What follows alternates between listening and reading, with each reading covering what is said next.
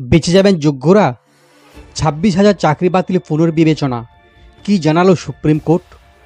26,000 চাকরি বাতিল নিয়ে ফের শিরোনামে এসএসসি কেলেঙ্কারি। 26,000 চাকরি বাতিল পুনর্বিবেচনা নিয়ে শুরু হচ্ছে চূড়ান্ত লড়াই।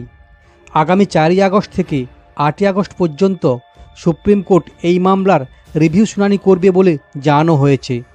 সরকারি রেজিস্ট্রার ইতিমধ্যেই সংশ্লিষ্ট পক্ষের আইনজীবীদের জানিয়ে দিয়েছে তারা যেন শুনানিতে উপস্থিত থাকেন।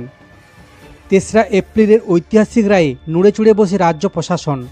শীর্ষ আদালতের বেঞ্চে প্রধান বিচারপতি সঞ্জীব খান্না ও বিচারপতি সঞ্জয় কুমার 26,000 প্রাথমিক ও উচ্চ প্রাথমিক শিক্ষক নিয়োগের প্রক্রিয়াকে বাতিল ঘোষণা করে।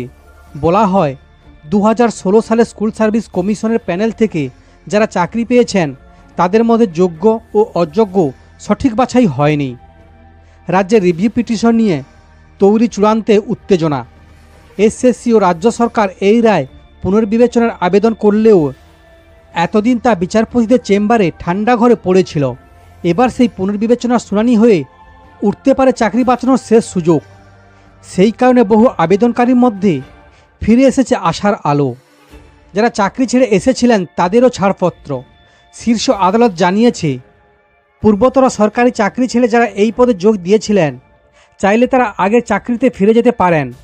আবার একই সঙ্গে বলেছেন চাকরি বাতিল হলেও তারা নতুন নিয়োগ প্রক্রিয়ায় যোগ্যতা পরীক্ষার মাধ্যমে আবেদন করতে পারবেন।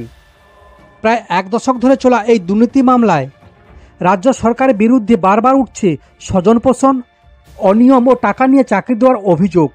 বিভিন্ন পর্যায়ে মামলায় ধরা পড়েছে বহু অযোগ্য প্রার্থীর নিয়োগপত্র, যা এবার 26,000 চাকরি বাতিলের রায়ে পরিণত হয়েছে।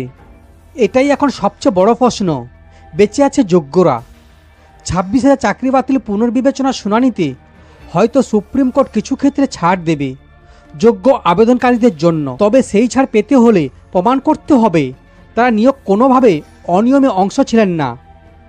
পিটিশন যদি আংশিক স্বীকৃতি পায় তবে যোগ্যরা পেতে পারেন সুবিচার। আর যদি পিটিশন খারিজ হয় তবে এসএসসির ইতিহাসে এটাই হবে সবচেয়ে বড় চূড়ান্ত অধ্যায়। শিক্ষামহলে এই শুনানিকে শেষ আশার আলো বলে ব্যাখ্যা করা হয়েছে। রাজনৈতিকভাবে বিষয়টি রাজ্য সরকারের জন্য বড় চ্যালেঞ্জ।